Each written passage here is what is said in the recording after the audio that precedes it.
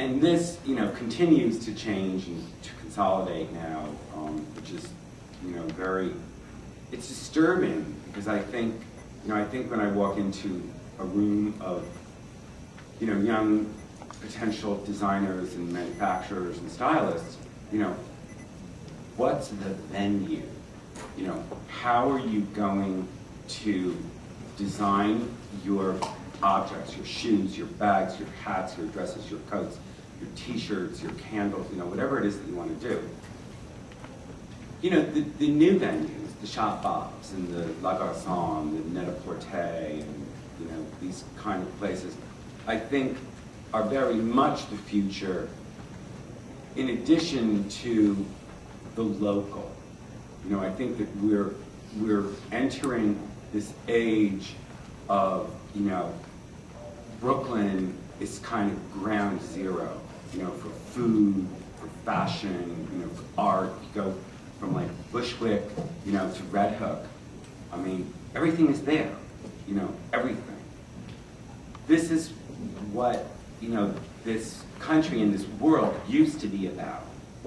Globalization, with the good things that it brought, it also brought a lot of, I think, damaging systems and values so that, people sort of lust after brands per se and not the integrity of something. Handmade has almost become obsolete except for the very wealthy. And that, that's disturbing. It shouldn't be. It's not something that is a pretty picture. That being said, there are all kinds of examples of new, innovative, businesses, from greeting cards to, lingerie, that speak to the ethical and the sustainable movement. I mean, I guess most of you in here are interested in ethical and sustainable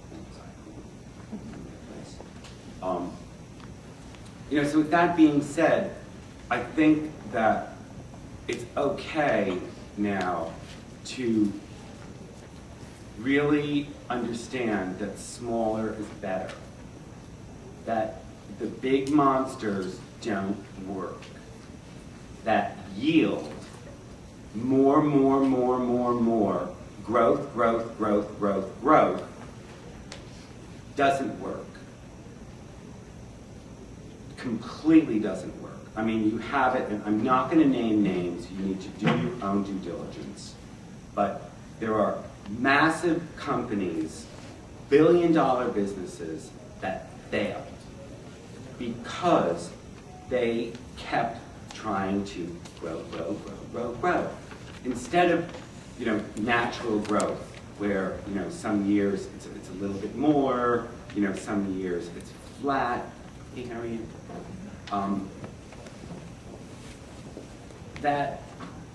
That's something that I think that as students coming out of the school, or re-entering the job market after you came from a big company that flopped out, they just said, well, we don't need you anymore because we can outsource this job. We can send it away. I think that you can't be afraid to trust your instinct. That there is no book, there's no guidance counselor, there's no company that's going to tell you what the answer is. I was thinking about, for the past day, when I knew that I had to come here, I thought, well, there are two things. There's talent, and then there's ambition.